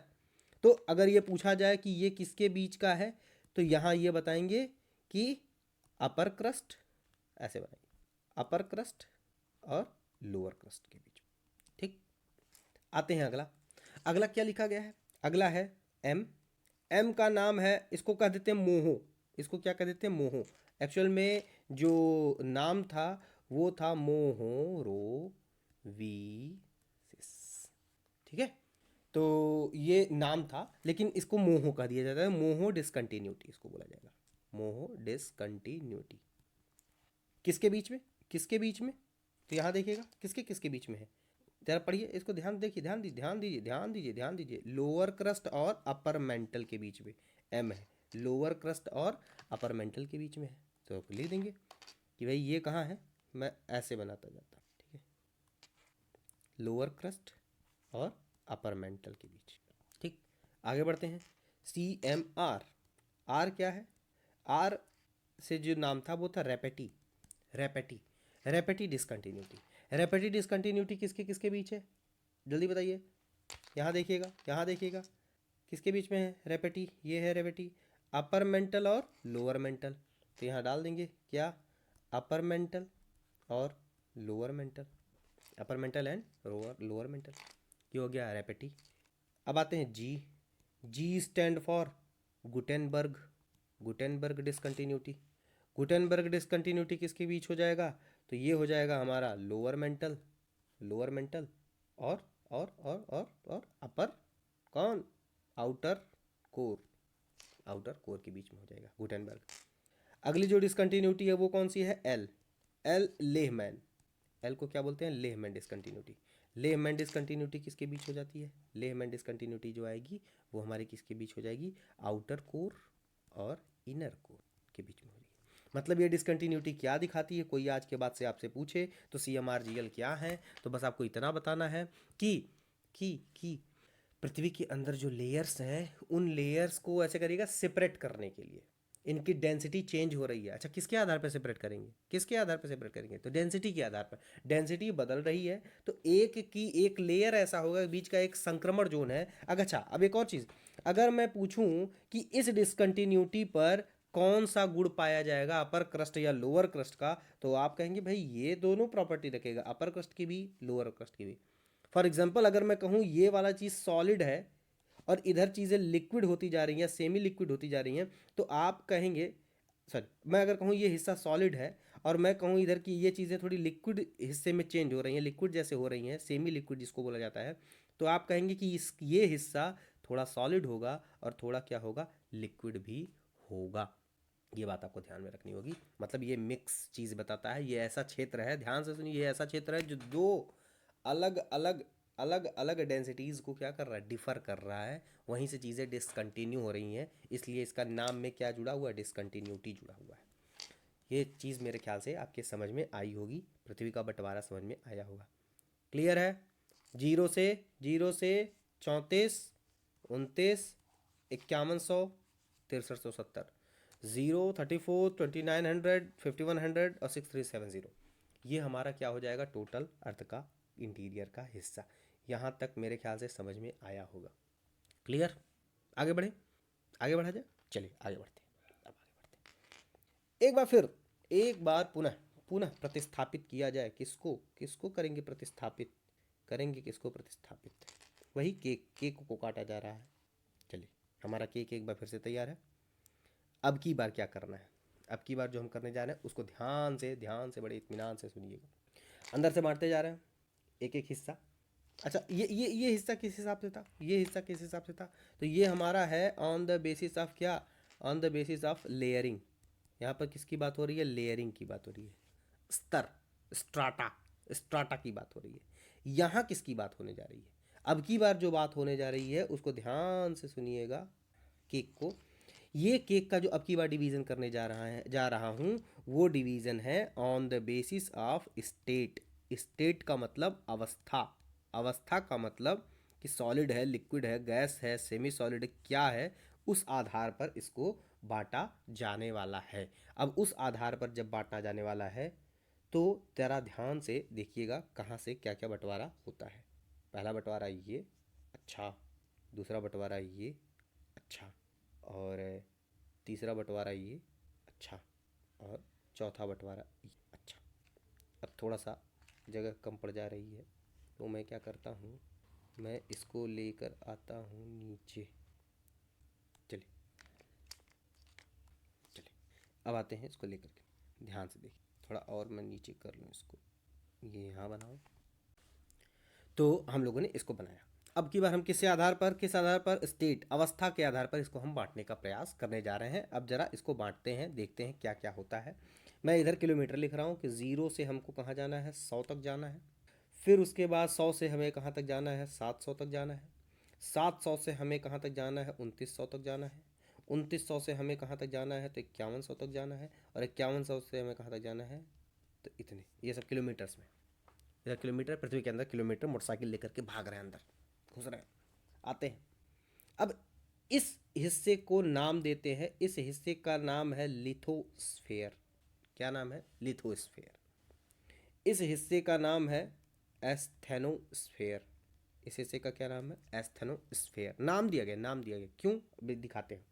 इसका नाम है मेजोस्फेयर, नाम पहले याद रख लीजिए, मेजोस्फेयर। इसका नाम है आउटर बैरी स्फेयर। इसका नाम है इनर बैरी स्फेयर। ठीक है, बैरी, बैरी, BARY, BARY, ठीक है। ये हमारे पास कुछ चीज़ें बट के तैयार हो गई।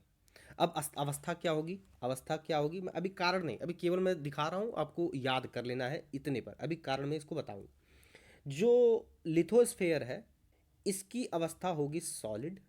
एस्थेनोस्फेयर है, इसकी अवस्था होगी सेमी सॉलिड। सेमी सॉलिड का मतलब कि पूरी तरह से सॉलिड नहीं, थोड़ा लिक्विड, लिक्विफाई स्टेज में ये रहेगा। मेसोस्फेयर पूरी तरह से ये है सॉलिड, ठीक है। आउटर स्फेयर, आउटर बैरिस्फेयर जो है ये पूरी तरह से है लिक्विड, और ये हिस्सा जो है वो है हमारा सॉलिड। तो पृथ्वी से सवाल बन जाएगा, पृथ्वी से केंद्र की ओर जाने पर, पृथ्वी के सतह से केंद्र की ओर जाने पर इसके अंदर कौन कौन से स्टेट किस क्रम में मिलते हैं। तो सबसे पहले हमें मिलता है सॉलिड, फिर मिलता है सेमी सॉलिड, फिर मिलता है solid liquid solid, solid semi solid, solid liquid solid, solid semi solid, solid liquid solid, ये मिलता है। जी क्रम क्या है, 0 से 100, 100 से 700, 700 से 2900, 2900 से 5100, 5100 से 6370। किस आधार पर बांट रहे हैं, अवस्था, अवस्था मतलब ठोस द्रव गैस वाली अवस्था के हिसाब से बांटा जा रहा है। नाम क्या है, लिथोस्फेयर, फिर एस्थेनोस्फेयर, मेजोस्फेयर, बैरिस्फेयर और इनर बैरिस्फेयर इसका नाम है। यहाँ तक मेरे ख्याल से बात समझ में आई होगी। Clear, clear. चलिए आगे बढ़ते हैं। अब इनके साथ मैं कुछ चीज़ें और ऐड कर रहा हूँ, उसको ध्यान से देखिएगा।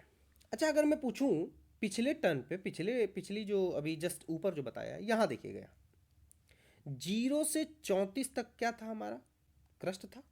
और 34 से लेकर के 2900 इधर, मतलब यहाँ से लेकर के 2900, मतलब 34 के बाद, मतलब अगर मैं कहूँ 100 किलोमीटर तक कौन जाएगा, तो 100 किलोमीटर तक जाएगा वो हमारा अपर मेंटल, और क्रस्ट भी जाएगा। बात समझ में आ गया, अपर मेंटल और कौन आ जाएगा, क्रस्ट भी जाएगा। ये समझ में आ रहा है। अब आते हैं इसको और देख लेते हैं, ध्यान से समझ लीजिएगा। इसका मतलब क्या हुआ, लिथोस्फेयर में जो होगा वो कौन होगा, तो लिथोस्फेयर में हमारे पास क्रस्ट भी होगा। लिथोस्फेयर में क्या होगा, तो क्रस्ट भी होगा और प्लस अपर मेंटल भी होगा। क्रस्ट भी होगा और अपर मेंटल के ही भी ऊपर, अपर मेंटल के भी कुछ ऊपरी हिस्से वहाँ पर मौजूद होंगे। यहाँ तक समझ में आ रहा है। चलिए आगे बढ़ते हैं। अच्छा, यहाँ तक ये तो हो गया। एस्थेनोस्फेयर में कौन होगा, एस्थेनोस्फेयर में हमारा कौन आ जाएगा। अब आइए फिर देख लेते हैं। 100 तक यहाँ तक पहुँचेंगे, मान लीजिए यहाँ तक 100 तक पहुँच गए, 100 तक। अब 100 से हमें कहाँ तक जाना है, 700 तक जाना है। तो 100 से जो 700 तक जाना है, वो 700 भी किस हिस्से में आएगा, अपर मेंटल। भाई यहाँ कहाँ पहुँचेंगे, अपर मेंटल। भाई ये हिस्सा लगभग लगभग हमारा 700 किलोमीटर के आसपास आता है। तो मतलब 100 से जो 700 किलोमीटर आएंगे, जो मोटाई आएगी हमारी कितनी, 600 किलोमीटर की, वो हमारी किस में चली जाएगी, अपर मेंटल में चली जाएगी। इसका मतलब जो हमारा एस्थेनोस्फेयर है, एस्थेनोस्फेयर है वो किसके अंदर रहता है, वो हमारा अपर मेंटल के अंदर, अपर मेंटल में रहेगा। मेसोस्फेयर आते हैं 700 से 2900, 700 से 2900 में जाएंगे जब मेसोस्फेयर में, तो ये हमारा लोअर स्फेयर, क्योंकि 700 ये जो हिस्सा है, ये 2900, ये जो हमारा अपर मेंटल होता है, ये 700 किलोमीटर पे होता है। ये 700 किलोमीटर, 700 से 2900 जो आएंगे वो हमारा किस में आ जाएगा, वो आ जाएगा लोअर मेंटल। किस में आ जाएगा, लोअर मेंटल में आ जाएगी इससे, मेसोस्फेयर। अब यहाँ आते हैं, हमें 2900 से 5100 तक याद करिए, ये कौन था हमारा, आउटर कोर। ये कौन है, आउटर कोर है। और ये कौन है, ये हमारा इनर कोर है। ये हमारा कौन है, इनर कोर है। तो मतलब हम क्या क्या जाने, क्या क्या चीज़ें समझे, हमने समझा पृथ्वी का बंटवारा, पृथ्वी के इंटीरियर का बंटवारा सरफेस टू रेडियस तक, सॉरी सेंटर तक, सरफेस टू सेंटर तक कैसे बांटा। तो सबसे पहले हमने बांटा क्रस्ट में, क्रस्ट में भी दो भाग, अपर क्रस्ट, लोअर क्रस्ट। 0 से 34 किलोमीटर तक क्रस्ट, 0 से 2900 किलोमीटर, सॉरी 3400 से लेकर के फिर 2900 किलोमीटर तक तो हमारा मेंटल, 2900 से लेकर के हमारा कहाँ तक, कहाँ तक, 5100 किलोमीटर तक ये हमारा था आउटर कोर, और 5100 से लेकर के 6370 तक वो हमारा कौन सा था, इनर कोर था। यहाँ तक समझ में आया।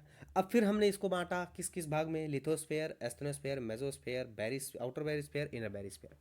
तो मतलब लिथोस्फेयर हमारा कौन सा था, 0 से 100 किलोमीटर, 100 से 700 किलोमीटर।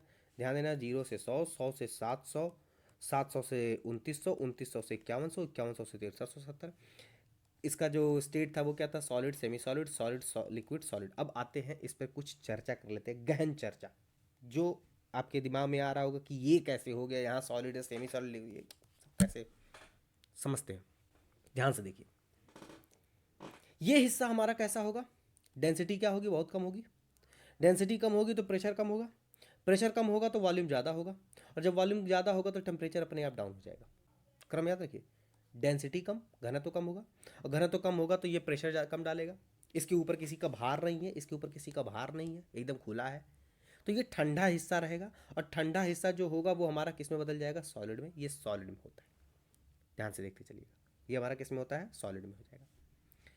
सेमी सॉलिड क्यों हुआ, ये जैसे जैसे नीचे की ओर आते जाते हैं, ये 100 किलोमीटर, मतलब सोचिए पूरी पृथ्वी का ये 100 किलोमीटर की एक परत, मोटी सी परत, कितना भार लेकर के बैठी होगी, वो पूरा का पूरा प्रेशर कर रही होगी। जैसे जैसे नीचे की ओर जा रहे हैं प्रेशर बढ़ता जा रहा है, प्रेशर बढ़ता जा रहा है, जैसे जैसे नीचे की ओर जा रहे हैं क्या बढ़ता जा रहा है, प्रेशर बढ़ता जा रहा है। प्रेशर बढ़ता जा रहा है तो टेम्परेचर बढ़ता जा रहा है। टेम्परेचर बढ़ता जा रहा है तो चीज़ें सॉलिड से किस में भागेंगी, लिक्विड की ओर भागेंगी। और जब सॉलिड से लिक्विड की ओर भागेंगी तो वो हमारा किस में कन्वर्ट हो जाएगा, सेमी सॉलिड में। मतलब ऊपर मेंटल केसेस जो होंगे स्टेनोस्फेयर में, वो हमारे क्या हो जाएंगे, मेंटल में चले, सॉरी सेमी सॉलिड में चले जाएंगे। सेमी सॉलिड के बाद यहाँ जब पहुँचते हैं मेजोस्फेयर, मेसोस्फेयर में क्या होता है कि यहाँ पर जो आपको चीज़ें मिलेंगी वो हमारी किस में आ जाती हैं, सॉलिड में आ जाती हैं। क्यों, क्यों सॉलिड में आ गई, क्योंकि जब नीचे की ओर बढ़ते गए तो यहाँ कुछ ऐसे हमारे मेटल आ गए जिनका मेल्टिंग पॉइंट बहुत हाई है, बहुत हाई। यहाँ ऐसे मेटल पाए गए जहाँ जिनका मेल्टिंग पॉइंट क्या है, बहुत हाई है, जिसकी वजह से ये किस अवस्था में रहे, सॉलिड स्टेट में रहे। अब यहाँ से जब यहाँ पहुँचे तो फर्दर क्या हुआ, यहाँ पर इनके बीच का जो इंक्रीमेंट था, यहाँ पर इस हिस्से में जो इंक्रीमेंट हुआ वो यहाँ पर जो मेटल पाया गया वो पाया गया नीफे। नीफे मतलब क्या होता है, आयरन। ऐसे समझिएगा कि आयरन बेस्ड जो मेटल होते हैं वो पाए गए, और आयरन बेस्ड जो मेटल होंगे यहाँ पर उनका जो मेल्टिंग पॉइंट होता है वो बहुत कम होता है, जिसकी वजह से यहाँ पर वो इतना प्रेशर और इतना टेम्परेचर झेल लेते हैं कि वो पिघल जाते हैं। ठीक है, यहाँ टेम्परेचर बहुत हाई, लगभग 6000 डिग्री सेल्सियस के आसपास हो जाता है यहाँ पे टेम्परेचर, जो कि आयरन वगैरह को पिघला देता है, जिसकी वजह से ये लिक्विड स्टेट में आ जाता है। इस हिस्से में ये जो 5100 से 6370 किलोमीटर तक का हिस्सा है, इस हिस्से में एक्सट्रीम प्रेशर पड़ता है। इतना प्रेशर पड़ता है, इतना प्रेशर पड़ता है कि चीज़ें लिक्विफाई ही नहीं हो पाती हैं, जिसकी वजह से ये पूरी की पूरी क्या है, सॉलिड। यहाँ भी आयरन पाया ही जाता है, लेकिन इतना ज़्यादा प्रेशर है इस जगह पे कि ये पूरी पूरी तरह से सॉलिड, या इसी को आपको पेपर में दूसरे फॉर्म में प्लास्टिक स्टेट में पाया जाएगा। ये प्लास्टिक स्टेट में पाया जाएगा, मतलब कि ये ऐसा सॉलिड होगा कि कॉम्पैक्ट होगा, मतलब लिक्विड। सोचिएगा लिक्विड में जो मोशन हो रहा है, लिक्विड में जो आपके मोशन चल रहे हैं, उन मोशन को ही ब्लॉक कर दिया जाए, इतना कॉम्पैक्ट कर दिया, इतना प्रेशराइज कर दिया जाए कि वो मोशन ही ना कर पाए, तो बिहेव किसकी तरह करने लगेगा, सॉलिड की तरह करने लगेगा, तो वो हमारा सॉलिड बन जाता है। इस वजह से यहाँ पर, और ये सेमी सॉलिड इसलिए यहाँ पर टेम्परेचर क्यों बढ़ेगा, यहाँ पर टेम्परेचर एक्सट्रीम बढ़ जाता है। उसका कारण है हमारे कौन, तो रेडियो एक्टिव एलिमेंट्स होते हैं, रेडियो एक्टिव एलिमेंट्स होते हैं। ध्यान से देखिएगा, ये सारी की सारी स्टडी क्या है, रीडिंग्स ली गई, कुछ स्टडीज़ आपके कुछ एक्सपेरिमेंट्स हुए, कुछ रीडिंग ली गई हैं, पृथ्वी के द्वारा आई गई रीडिंग्स हैं, कोई वहाँ जा कर के देखा नहीं है। वो सारी सारी चीज़ें हाइपोथेसिस हैं, सारी की सारी चीज़ें जो हैं वो कहा जाए कि जो रीडिंग्स आई हैं उनको सेटिस्फाई करने के लिए जो थियरी दी गई है वो थियरी है। ठीक है, लॉजिकल जो थियरी, हाइपोथेसिस, तो हाइपोथेसिस बेस्ड ये सारी चीज़ें मैंने बता दी, और यहाँ तक मेरे ख्याल से आपको समझ में आया होगा कि मैंने क्या काम किया। तो आपको ये सारी चीज़ें मैंने बता दी कि अगर कभी क्रस्ट मेंटल और कोर में पूछ ले तो आप ऐसे डिवीज़न मारेंगे, और अगर लिथोस्फेयर, एस्थेनोस्फेयर, मेसोस्फेयर और आपका बैरिस्फेयर के फॉर्म में पूछे। बैरी का मतलब होता है, बैरी शब्द का मतलब होता है हैवी। बैरी शब्द का जो मतलब है वो क्या है, हैवी। मीज़ो का मतलब मध्य मंडल है ये। एस्थेनो दुर्बलता है। लिथ का मतलब होता है चट्टान। लिथ का मतलब क्या होता है, चट्टान। तो बस नाम ऐसे भी आप समझ सकते हैं, सॉलिड है ये। एस्थेनो का मतलब दुर्बलता, दुर्बल क्यों है, क्योंकि यहाँ पर सेमी सॉलिड जो बॉन्ड है चीज़ों सॉलिड्स के बीच का, रॉक्स वगैरह पिघल जाते हैं, इस जगह पे जाकर के रॉक्स वगैरह क्या कर जाते हैं, पिघल जाते हैं। ठीक है, तो ये मैंने बता दिया कि सारी चीज़ें कैसे कैसे क्या क्या काम किए गए हैं। ये ज़रूर याद कर लीजिएगा, ये पूछा जाता है आपके पेपर में, इनका क्रम पूछ लिया जाता है, इसका क्रम पूछ लिया जाता है। यहाँ आते हैं, ये पूछ लिया जाता है C M R G L Conrad Moho, याद रखिए, Conrad Moho Repetti Gutenberg Lehmann. फिर से एक बार, Conrad Moho Repetti Gutenberg Lehmann. Conrad, अब इसको बांट लीजिएगा ऐसे, ब्रेड स्लाइस की तरह से काट लीजिएगा, और इसको 3 4 बार आप बनाएंगे तो पेपर में आपका बड़े ही आराम से ये चीज़ें हो जाएंगी। ये भी मोटाई भी याद रखिएगा, ये 34 किलोमीटर है। ये 700 किलोमीटर के आसपास आता है, 700 से 2900, 2900 से 5100, 5100 से 6370। ये सारे के सारे चीज़ें आपको याद कर लेनी चाहिए। अब कुछ एकदम जहरीले तथ्य मैं यहाँ लिख रहा हूँ, उन जहरीले तथ्यों पर फोकस करिएगा। वो जहरीले तथ्य सीधे पेपर में आपके 1 नंबर में आ जाते हैं। अब वो जहरीले तथ्य क्या है, लिख रहा हूँ, जहरीले तथ्य। हाँ, मतलब ऐसे पूछ लिए जाते हैं जहरीले तथ्य। सबसे पहला जहरीला तथ्य हम लोग बात करते हैं किसके बारे में, क्रस्ट के बारे में।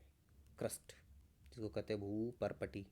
क्या क्या पूछा जाता है इसमें, बता दें। सबसे पहली चीज़ क्या पूछी जाएगी, वो ध्यान दीजिएगा कि ये बना किससे है, तो ध्यान देना है कि ये बना है made up with made up का मतलब बना हुआ है, मेड अप विद किसकी सहायता से बना हुआ, तो basalt rocks. Basalt rocks. Basalt rocks क्या होते हैं ये मैं बता दूं। जब वोल्केनो निकलता है, ज्वालामुखी निकलता है, तो ये लावा जब आकर के, ये लावा, इसको लावा कहते हैं, मैंने बताया था ना। पृथ्वी के अंदर ये पिघला हुआ चीज़ है जब तक, तो उसको मैग्मा बोलेंगे, और जब पृथ्वी के बाहर आ जाता है उसको लावा बोलते हैं। ये लावा जब फैलता है ये सरफेस पे, और ये जब पिघल, ये आपका क्या बन जाएगा, ये बेसाल्ट चट्टाने, ये आपका जम जाएगा। तो जमने के बाद यहाँ से इनके अपर्दन से जो बनती हैं चीज़ें, इनके इरोजन और इनके फ्लो यहाँ से कर जाएंगी, फ्लो अवे, तो ये जो बनेंगी, उनसे जो चट्टानें बनेंगी वो हमारा क्या कहलाएंगी, बेसाल्ट रॉक्स कहलाएंगी। ठीक है। तो यहाँ से इग्नियस बनेंगी, इग्नियस से हमारी बेसाल्ट रॉक्स बनती है। और बेसाल्ट कैसे, परतदार बनेंगी, ये जाएंगी तो ये कहीं पर जाएंगी, इसको डिपॉजिट होंगी कि यहाँ से टूट करके आपके कहा जाए कि भंजन होगा इनका, यहाँ से ब्रेकडाउन होगा, ब्रेकडाउन होकर के ये इनको हवा पानी लेकर के बहाएंगी, तो कहीं ना कहीं जाकर के परतदार चट्टानें बनाएंगी, और फिर ये जब प्रेशराइज होंगे तो वो हमारे बेसाल्ट रॉक्स बनेंगे। तो बहरहाल ये रॉक के सिस्टम में हम लोग पढ़ेंगे, बट अभी जानिए बेसाल्ट रॉक, सुना तो होगा आपने, बेसाल्ट रॉक से ये बनी होती है। ठीक है। और इसमें क्या होता है, तो क्रस्ट में सबसे ज़्यादा जो पाया जाता है वो पाया जाता है हमारा ऑक्सीजन। याद रखिएगा, पृथ्वी के ऊपरी सर्फेस में जहरीला तथ्य, सबसे ज़्यादा क्या पाया जाता है, ऑक्सीजन, लगभग 46% के आसपास पाया जाता है। दूसरी चीज़ पाई जाती है वो है सिलिकन। सिलिकन लगभग 27.7% के आसपास। तीसरी चीज़ जो पाई जाती है वो पाई जाती है एल्यूमिनियम। एल्यूमिनियम लगभग 8.13%।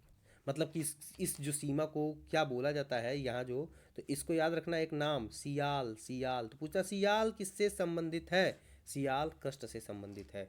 ऊपरी जो हिस्सा है वो सियाल से बना हुआ है। सियाल क्या है, सियाल किसी मतलब घर वर का नाम नहीं है, सियाल का मतलब ये सिलिका और एल्यूमिनियम से मिलकर के मुख्यतः ये बने होते हैं। ठीक है। अगला जहरीला तथ्य याद करना है कि इसकी जो एवरेज डेंसिटी है, जो इसका जो एवरेज डेंसिटी है, घनत्व है, वो बहुत कम, सबसे कम बताया ना, 2.7 ग्राम पर सेंटीमीटर क्यूब होता है। मतलब आप 1 सेंटीमीटर लंबा चौड़ा ऊंचा डब्बा लीजिए, उसमें मिट्टी भरेंगे तो उसका जो घनत्व आएगा वो हमारा कितना आएगा, 2.7 ग्राम पर सेंटीमीटर क्यूब आ जाएगा। यहाँ तक समझ में आया। ठीक है।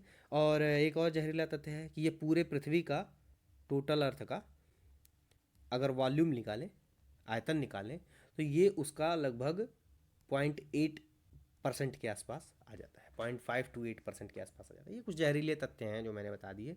पेपर में जो आपके पेपर के दृष्टिकोण से आसान है वो ये है, बेसाल्ट रॉक से बनी हुई है। दूसरा सियाल है, और तीसरा जो है इसमें सबसे ज़्यादा क्या पाया जाता है, ऑक्सीजन पाया जाता है। एवरेज डेंसिटी भी आप दिमाग में रख सकते हैं। ठीक है। जहाँ तक बातें मैंने क्रस्ट की कर ली। क्रस्ट के बाद जो अगली चीज़ है वो हमारी कौन सी आती है, कौन है लाइन में, कौन है, मेंटल। हाँ हाँ, कहाँ भाग रहे हैं, पहले पढ़ के जाइए। मेंटल बहुत ज़रूरी है। मेंटल, मेंटल को जब हम लोग देखेंगे तो क्या होगा, फिर वही काम, ये भी बेसाल्ट से ही बना है, बेसाल्ट से बना है, लेकिन अब की बार जो इसमें पाया जाएगा वो सीमा पाई जाएगी। सीमा, सीमा, माँ क्या है, सीमा क्या है, मैग्नीशियम। ठीक है। ये मैग्नीज एलिमेंट्स ज़्यादा लेकर के चलती है, तो मैग्नीशियम, मैग्नीज, ये सब जो है इसमें ज़्यादा होते हैं, तो सियाल, सिलिका और मैग्नीज। यहाँ आते हैं, एवरेज डेंसिटी की बात कर लें, एवरेज डेंसिटी की बात कर लें, तो इसकी एवरेज डेंसिटी लगभग लगभग 3.5 ग्राम पर सेंटीमीटर क्यूब होती है। ठीक है। और कहीं कहीं पर ये इसको 5.5 ग्राम पर सेंटीमीटर क्यूब भी कर देते हैं। ठीक है। ये भी दोनों इसकी एवरेज डेंसिटी हो सकती है, दोनों में से कोई भी ऑप्शन में होगा तो आप मार सकते हैं इसको। ये पूरी पृथ्वी का 83% ऑफ वॉल्यूम, अर्थ वॉल्यूम लेकर के बैठा, मतलब पूरे पृथ्वी का जितना वॉल्यूम है, पूरे पृथ्वी का जितना घनत्व है, सॉरी वॉल्यूम मतलब आयतन, घनत्व गलती, जुबान फिसल गई, माफ़ कर दीजिए। 83% जो है वो पूरे अर्थ के वॉल्यूम का है, कौन, अकेले मेंटल लेकर के बैठा हो। बहुत बड़ा एरिया, बहुत बड़ा एरिया। आप ऐसे देख लीजिए ना, ऐसे देखिए कि कहाँ से 34 किलोमीटर से ही लेकर के 2900 किलोमीटर तक फैला हुआ है। हाँ, एक और चीज़, एक और चीज़, इनकी मोटाई भी याद कर लीजिएगा। ये 100 मीटर है, याद रखिएगा, ये 100 किलोमीटर है, ये 100 किलोमीटर है। इनकी मोटाई निकालेंगे तो लगभग 600 किलोमीटर आएगी। यहाँ से निकालेंगे तो लगभग 2200 किलोमीटर आएगी। यहाँ से निकाल लेंगे तो कितना आएगा, हाँ, 9 2 11, 2 2 2 2, ठीक है, 2200 किलोमीटर आएगा। यहाँ पर निकालेंगे तो इसका भी निकाल, इतना घटाना तो आता होगा। ठीक है। तो ये मोटाई भी, मोटाई पूछेगा, जब मोटाई पूछेगा तो ये देंगे, जब सरफेस से इसकी गहराई पूछेंगे तो वो पूछी जाएगी। ये जहरीले तथ्य हैं, एकदम याद करना आवश्यक है, जाते हैं। ये मेंटल हो जाता है, ये मेंटल, मेंटल की बात हम लोग कर रहे हैं, ये मेंटल यहाँ तक जाता है। मेंटल के बाद अगला कौन आ जाता है हमारा, कोर। कोर, कोर, अरे कोर कहाँ गए, कोर कोर कोर की बात करें, कोर में क्या ज़रूरी है, क्या जहरीले तत्व हैं कोर में। कोर का सबसे पहला जहरीला तत्व है कि ये बना किससे है, नीफे। नीफे नीफे इसको बोल दिया जाता है, नीफे नीफे निकिल फेरस। जो आयरन से लगी हुई चट्टाने हैं वो, जो आयरन के समकक्ष जितने भी मेटल हैं वो यहाँ पर पाए जाते हैं, नीफे। ठीक है। एवरेज डेंसिटी पूछ ली जाए कभी, एवरेज डेंसिटी, एवरेज डेंसिटी तो ये होती है 13 ग्राम पर सेंटीमीटर की। देख रहे हैं विनोद, विनोद जी देखिए इसको, क्या 13 ग्राम। यहाँ पर कितना था, लगभग 5.5। यहाँ कितना था, 2.7। मतलब हम जैसे जैसे अंदर की ओर जा रहे हैं घनत्व तो क्या होता जा रहा है, बढ़ता जा रहा है। 13, ये कितना हो गया, 13 ग्राम पर सेंटीमीटर क्यूब हो जाता है। ओके ठीक है, आगे बढ़ते हैं। आगे बढ़ेंगे तो ये क्या होगा, अगर पूछा जाए तो इनर जो होगा वो पढ़ा चुका हूँ, वो किस में है, सॉलिड या इसी को प्लास्टिक स्टेट में कहा जाएगा, प्लास्टिक स्टेट में। ये 16% ऑफ अर्थ वॉल्यूम लेकर के बैठा हुआ है, पृथ्वी के वॉल्यूम का 16% लेकर के बैठा है। तो ये कुछ जहरीले तत्व थे जो मैंने बता दिए, और भी कुछ छोटे छोटे जहरीले तत्व हैं जिनको मैं डिस्कस कर दे रहा हूँ यहीं पर, यहीं किनारे, यहीं एक किनारे, एक किनारे, एक किनारे। पहला जहरीला तत्व, पहला जहरीला तथ्य है। अब आते हैं एवरेज डेंसिटी ऑफ अर्थ। देखिएगा स्टेट पीएससी वगैरह के एग्जाम में डायरेक्ट आपको सवाल दे देंगे 1 नंबर के, और 1 नंबर में आप फंस जाएंगे। तो ये तथ्य, जहरीले तथ्य तो जरूर याद करके जाने चाहिए आपको। ये होता है 5.5 ग्राम पर सेंटीमीटर क्यूब। ये बहुत बार आया हुआ सवाल है, मोस्ट इंपॉर्टेंट सवाल है, 5.5 ग्राम पर सेंटीमीटर क्यूब। और अगला जो चीज़ है, हम पृथ्वी के अंदर जा रहे हैं, कहाँ जा रहे हैं, अंदर, अंदर जा रहे हैं। प्रेशर बढ़ा है, प्रेशर के साथ टेम्परेचर बढ़ रहा है। तो याद रखना है कि पर 32 किलोमीटर पर, सॉरी पर 32 मीटर पर, पर 32 मीटर पर 1 डिग्री सेल्सियस इंक्रीज हो जाती है, 1 डिग्री सेल्सियस इंक्रीमेंट होंगी। ठीक है, टेम्परेचर जो होगा पर 32 मीटर पर 1 डिग्री सेल्सियस बढ़ जाएगा। मेरे ख्याल से यहाँ तक बातें समझ में आई होंगी, क्लियर हैं सभी लोग। ठीक है।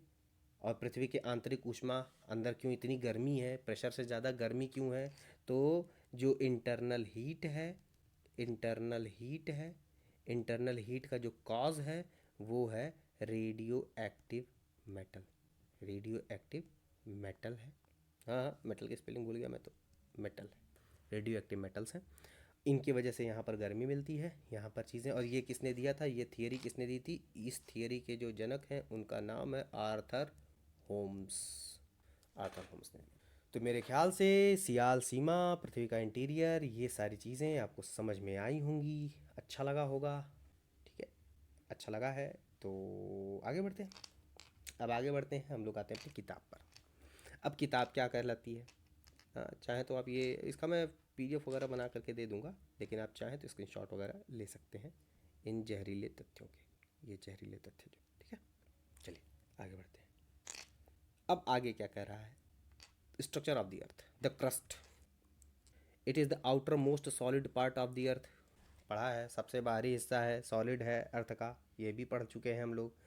आगे बढ़ते हैं, अगला क्या कह रहा है, अगला कह रहा है it is brittle in nature, बताया है ब्रिटल है नेचर में। क्यों ब्रिटल है, क्यों ब्रिटल है, ब्रिटल इसलिए है क्योंकि यह बताया था कि आप एक कुदाल मारिए, कुदाल मारिए मिट्टी निकाल लेंगे, मतलब बहुत सॉलिड नहीं है, भुरभुरी है। ठीक है, ब्रिटल का मतलब भुरभुरी, क्षणभंगुर होता है। The thickness of the crust varies under the oceanic and continental areas. अब जाहिर सी बात है कि हमारे पृथ्वी का हिस्सा जो ऊपर पानी के है वो ऐसे है, जो पानी के नीचे है वो ऐसे है, इसके ऊपर पानी भरा हुआ है, ये ओशन वाला है, समुद्र वाला, महासागरी वाला है। ठीक है, और ये कौन सा है हमारा, ये कॉन्टिनेंटल है। Oceanic crust is thinner as compare to the continental crust. Oceanic crust जो है वो हमारा क्या है, थिनर है। आगे बढ़ते हैं, the mean thickness of the oceanic crust is 5 kilometre. मतलब कि ये जो हमारा कॉन्टिनेंट का है और ये जो हमारा ओशन का है, ये जो एवरेज वैल्यू है ये 5 किलोमीटर इसकी मोटाई है, 5 किलोमीटर इसकी मोटाई है। Whereas that of the continent is around 30 kilometre, और ये कितना है, 30 किलोमीटर है, ये 30 किलोमीटर है। फिर उसके बाद कह रहा था continental crust is thicker areas major mountain system. Mountain system की जाहिर सी बात है भाई, ऐसे है, ये हमारा था कॉन्टिनेंट, इस पर बन गए हैं पहाड़, तो ये हिस्से तो और भी काउंट होंगे ना, अब इतना बन गया। ये लगभग लगभग कहीं कहीं 70 किलोमीटर तक हो जाते हैं, 70 किलोमीटर थी। हिमालयन रीजन 70 किलोमीटर थी, हिमालयन रीजन में आ जाते हैं। ठीक, आगे बढ़ा जाए। द मेंटल, क्रस्ट ये था, मेंटल क्या है? The portion of the interior beyond the crust is called mental. ये जो क्रस्ट के बाद वाला हिस्सा है मेंटल, सब सिखा चुका हूँ। आपके नज़र में दौड़ रहा होगा केक जो बनाया हमने, केक पूरा दौड़ रहा होगा। ये क्रस्ट, मेंटल, कोर, कहीं जाइए फाड़ देंगे इसको। The mantle extends from Moho discontinuity. अब अगर इस क्लास के शुरू होने से पहले ये लाइन पढ़ते तो यहीं गायब हो जाते हैं। ये क्या है, क्या है ये? तो अब तो समझ में आ रहा होगा डिसकंटिन्यूटी क्यों कहा, डेंसिटी चेंज हो रही है, संक्रमण काल है। To a depth of 2900 kilometre, 2900 बता चुका हूँ, 2900 किलोमीटर। देखिएगा मैं एक बात बताऊँ, आप वो अलग अलग किताबें पढ़ेंगे, अलग अलग चीज़ें पढ़ेंगे तो आपको वैरी कर सकती हैं ये चीज़ें। डाटा कोई फिक्स लेकर के यहाँ पर मतलब ऐसे स्केल लेकर के मेज़र करने नहीं गया है। तो जो मेज़रमेंट है वो हमारी रीडिंग्स के हिसाब से है। तो अब चूंकि एनसीईआरटी हमारे लिए क्या है, एनसीईआरटी हमारे लिए पत्थर की लकीर है। एनसीईआरटी को हम ही मान के चलेंगे क्योंकि सारे पेपर एनसीईआरटी से बनते हैं। चलिए, the word asthenosphere, the upper portion of the mantle is called asthenosphere. अब एस्थनोस्फेयर नहीं समझ में आएगा? अरे बिल्कुल समझ में आएगा, दौड़ के भाग के जाएंगे, कहेंगे सर यहाँ तो है, सब बना हुआ है, सब बना हुआ है, आइए कुछ भी बताइए, एस्थनोस्फेयर से लेकर कुछ भी बताइए। अब आते हैं, कह रहा है कि asthenosphere, the word astheno weak means weak, दुर्बलता मंडल, उसको हिंदी में कहते हैं दुर्बलता मंडल। It is considered to be extending up to 400 kilometre, 400 kilometre. वही 600, मैंने 600 निकाला, वो 400 किलोमीटर का रहा है कि है। आगे बढ़ते हैं। It is the main source of magma that finds